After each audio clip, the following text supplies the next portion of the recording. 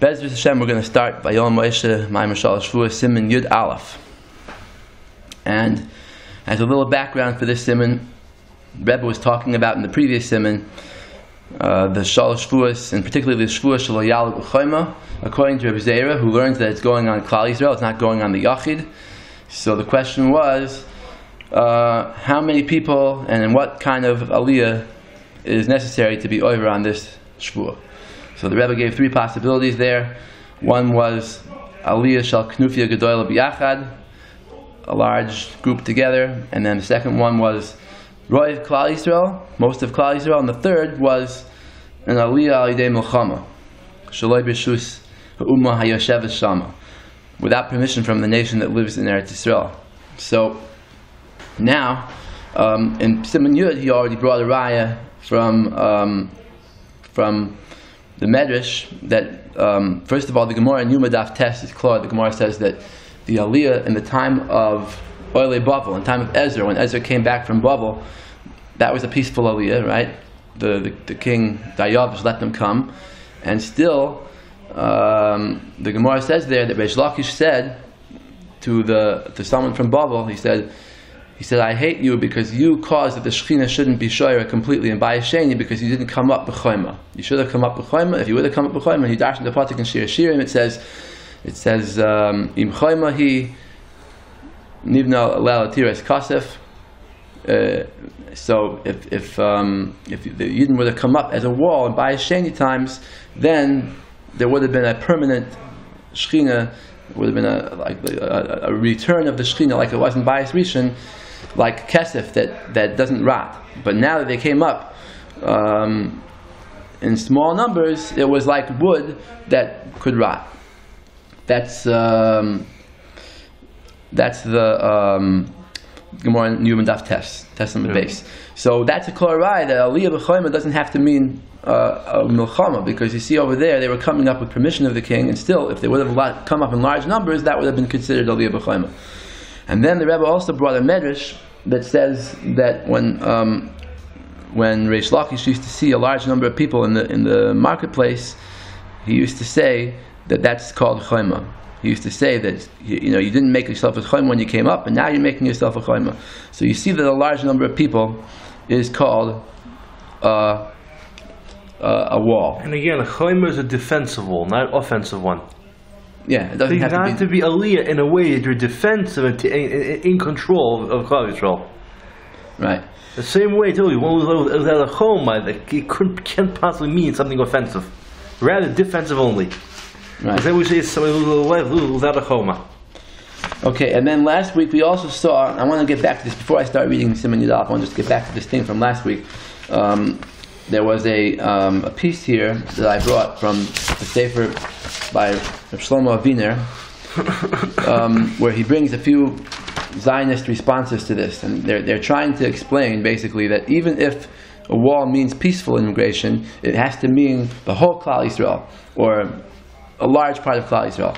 So two of the rayas were, and I'm going to explain how these rayas are not rayas. Listen, two of the rayas were that first of all, it doesn't have to be, this person is, Rabbi Yellen, said that it doesn't have to be that everyone came up at once together. It doesn't have to be, it has to be that they come up all at once together, to be oila b'choima. That's what he says. And therefore, the state of Israel didn't violate that because they came slowly, bit by bit, over a long period of time. And he says, what's the raya? That by Sheni, at the beginning, only a few people came, and it wasn't considered choima, even though later on a lot more people came, right? But you see, that's not called choima. That's his raya. And then the other one, Reb Meir Blumenfeld, said that choima means the whole Klal Yisrael, or at least for sure more than half. And he bases it on the Gemara in Yuma. The Gemara says that it was only a small number, and that wasn't called choima. Choima has to be more than half. So, what they're asking to put together, these two questions are like a manashach. They're like saying like this: in the time of Bavel, in the time of Oile Bavel from Ezra, right? What do we look at? Do we look at a gradual immigration as being all together? Do we mitzaref it together and make one out of it, or not? So if you say you're going to be mitzaref it together, over the time, then you see from this that in the time of Bayis Sheni, a lot of Yidden came, and that wasn't called Choyma. Because the Gemara in Yuma Daf Tes says it wasn't Choyma. Elamai, so then the state of Israel is mutter. Elamai, you're going to say that you're not mitzarefet, so even though later on maybe they came, but since you're not mitzarefet, it's not an aliyah b'choyma. So the state of Israel is right to not an aliyah b'choyma. This is basically what they're asking. A miman shach. What's a miman shach? What? What's a miman shach? Miman shach is like, the question is shver no matter what you do. If you're going to say that you combine the groups that came up, small groups came up one at a time. Ezra came up with 42,000, and he's assuming more people came up later, because eventually a good part of Klal Yisrael was in Eretz Yisrael by Sheni, right? Yeah. We don't hear much about Babel. You look in the history books, you don't hear much about Babel in the Gemara during Bayis Sheni times. Later on, there's Talmud Bavli and everything. I'm going, but so he's assuming most people came, or half the people came eventually. So the question is, if you're combining them all together, then you see that half the people, or more than half, is not called Choyma. You got to have everybody. Elamai, you're going to tell me you don't combine them together. You only take each group separately. So then, what's wrong with the state of Israel? Basically, yeah. And they also say the United Nations voted in favor, but that wasn't valid. The Zionists, they would bribe the Latin American diplomats. Right. They gave them like $1 million. I mean, this fellow Samuel Zamari to vote in favor against the government's wishes. True. But even if the 2/3 would have been in favor, the main thing is the nation living there wasn't in favor. Well, the UN don't even have sovereign power, so what in the world? Right. Yeah. Okay, so basically what I want to say is like this. The first teretz I want to say right now, and the next one I'll say in Yud Beis when we get to the Pnei Yeshua. But the first thing I want to say is that it could be, and it's very likely to say that the pshat is like this, that when you're talking about when a king gives permission, when Yirmiyahu said, after 70 years, there's going to be a return. And I'm going to return you. I'm going to bring you back to Eretz Yisrael. And it happened. Came along, Daryavish, and he gave permission to come back. So they were supposed to come up. B'chayma. They were supposed to come up in large numbers all at once. They weren't supposed to go slowly over a period of 200 years. Yes. So that was the time on them. So do we look at the mitzdarif? Do we look at the groups all combined into one? No, we don't, because we wanted them all to come up at once. That was Reish Lakish's attack on the Bnei Bavel. Yes. But when it comes to the Isser of the Shevuos Shelo Ya'al B'chayma, then it doesn't work that way. Then you're not supposed to come up at all, even in groups, even slowly. Because if the end result is going to be a large presence of Yidden in Eretz Yisrael, that's a steer to Galus. Galus is that Yidden have to be in Chutz La'aretz. So if over 100 years it comes out that Rav Klal Yisrael is in Eretz Yisrael, no good. That's a Aliyah B'chayma. Okay, the other thing is the Pnei Yeshua, I'll just say it quickly now, the Pnei Yeshua is going to say there really was no second Aliyah in Babel times. That all the Yidden who were in Bayis Sheni really all descended from those few that came up. And the Pnei Yeshua will use that to answer up a couple of questions. Because majority did return. Those in Babel did, but they were still left in Persia, in Egypt, etc., etc. Right. Even Syria, you were mentioned about, what to do in Syria. Right, Syria, yeah. Okay, so let's start Yud Aleph now. He's going to bring a raya from the Kol, the Yefei Kol, which is a sefer by the Reb Shmuel ben Yitzchak Yafa from the 1500s in Constantinople. He wrote a sefer, a Pirush on the Medrash, and it's going to be a raya that even a aliyah with permission is called aliyah b'chayma. Let's take a look. Uvi Yefei Kol mimarash Yafa, Baal Yefei Toyar, al Shir Hashirim. He also wrote another Pirush called the Yefei Toyar. Okay, and it's a Pirush on Shir Hashirim. The pasuk Hishbati Eschem. And it's on the pasuk of the Shalosh Shevuos, which is based pasuk Zayin Hishbati Eschem. Shechashav Sham b'Medrash Hagimel Shevuos. The Medrash there enumerates the 3 oaths. So Hebi Pirush Rashi, he brings down Rashi in the Gemara in Kesubas Daf Kufid Aleph. Shepirish al Shelo Ya'al B'chayma Yachad Biyad Chazaka. The Rashi says these enigmatic words together with a strong hand, which the reason why it's enigmatic is because the Yad Chazaka sounds like it means with a Milchama, and Yachad sounds like it just means a large group. Okay, but Kostav is Elishainai. And on this, the Marash Yafa comments, V'kasha, De'ein mered gadol mizeh. There's no greater rebellion than this. V'achar de mashbiyah shelo yimudu b'malchus, halamali. So after there's another shvuah that they shouldn't rebel against the kingdoms, so why does it have to also say a shvuah shelo ya'al b'chayma, which he's touching means the milchama? Yeah, right, because there were some Zionists who say ya'al b'chayma alone means like with a strong with war, but there's a second one after rebelling against kings. and that they ain't even that they left out. Right. So they ain't see the Shevuos in full. They don't get the first, not the second. They're looking at the first one. They're saying it means with the Milchama. Well, if that's what the first one means, then the second one, right. second one also covers that. So why do you need two for? Yeah. This is his question. V'yesh loymar. So here's his first teretz. The Sachadaita Chamina that I would have thought that that the shvua of rebelling against the kingdoms is only said while the Jewish people is still living under them.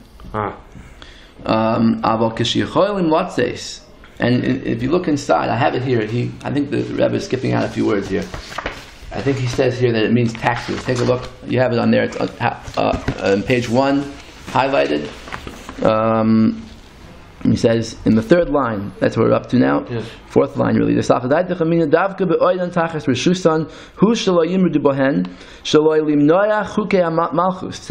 violate the laws of the government. Like taxes, and head taxes. But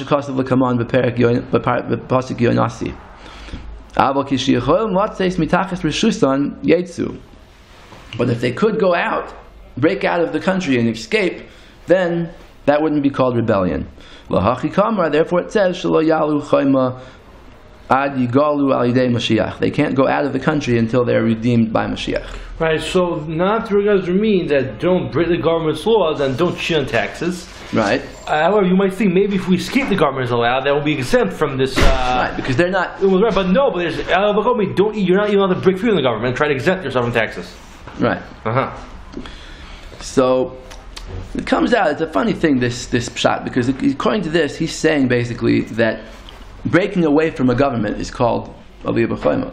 So it's a little strange. First of all, most governments in history didn't forbid people from exiting, from escaping. The Soviet Union was a notable exception, but most people they did. Most kings are required to love their country, and if you don't like it, you're a traitor. Even in America, the King of England did not allow anybody to say anything bad about leaving or leave. Right, but let's say you want to leave. They'll give you a hard time, not just Soviet Union.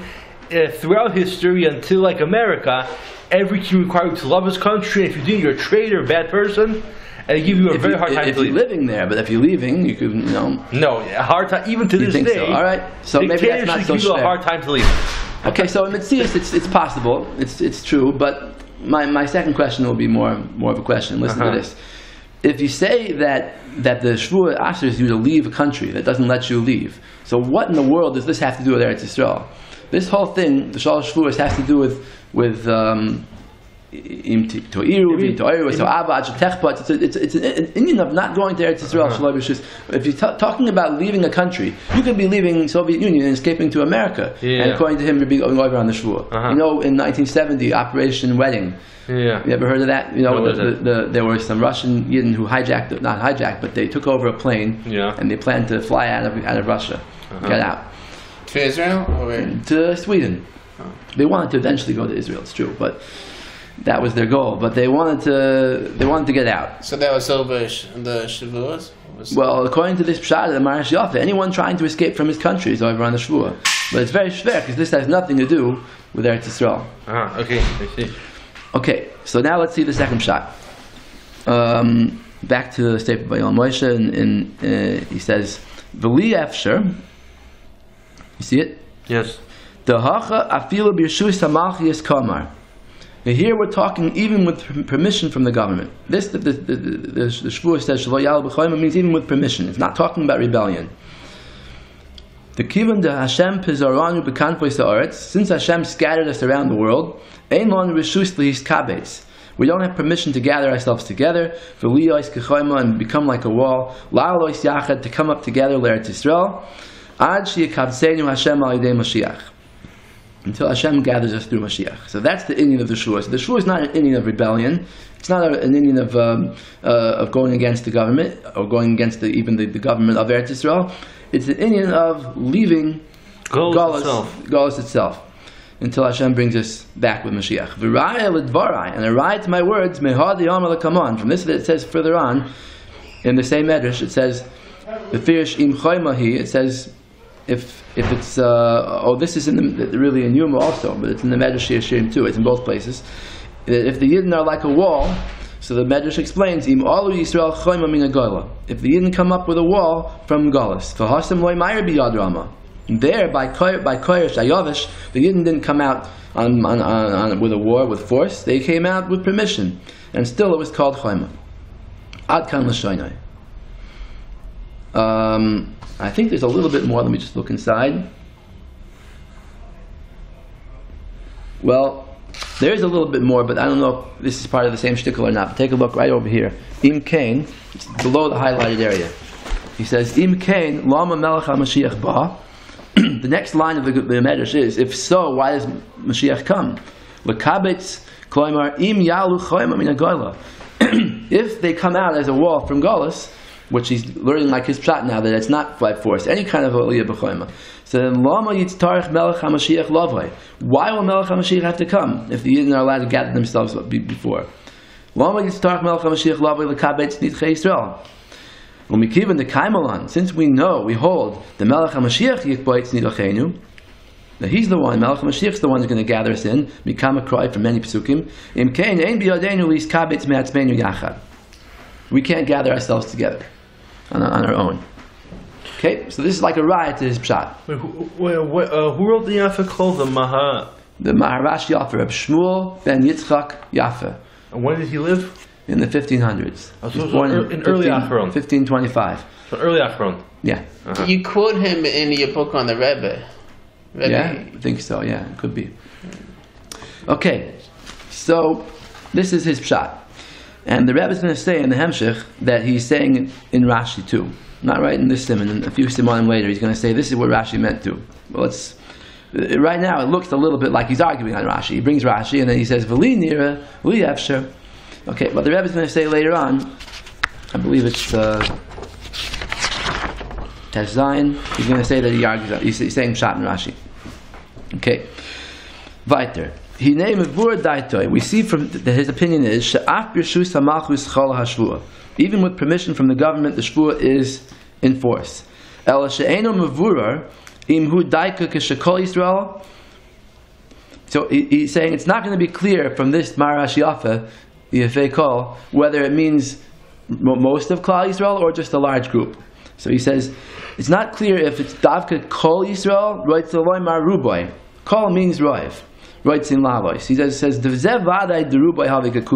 that's Pashut. We can't have it sad to say that everybody has to come. Because most is like all. You can't say that you need kol, because then how are you going to say? You're going to say that you have to have every last Jew in the world go to Eretz Yisrael? Then you can't violate it forever, and that's no point in making this sure then if you can violate it. Right. Ukvar Kasev Ataz Behilchis Rosh Hashanah, the Kol Have Rubai. It's famous Taz who says every time it says Kol, it means most, unless it says Befeish Kol Ha'olam Kulai, like Loichal Kol Ha'olam Kulai B'chvodecha, and the Nesach HaTfilah, then we mean everything. But it didn't say Kol, just a B'chol, it doesn't say all. So it doesn't even say that. So you can't probably mean everything. Okay, so for sure it's not kol, but maybe it's roiv, and the second side is oy efsher imhu knufia gedola. It could be a means a large group af she'eno roiv Yisrael, even though it's not most of the Jewish people. Gam kein hu b'chlal zeh. That might also be included in this. What's knufia? A large group. That's an Aramaic word. I think so. Yeah. It's the Targum of. Or maybe in the Gemara, the words kanfi, michnafi, it always means to gather together. It's the Aramaic word. Okay, so this concludes Siman Yud Aleph. Anything to ask? Any questions? I'm not sure what to ask.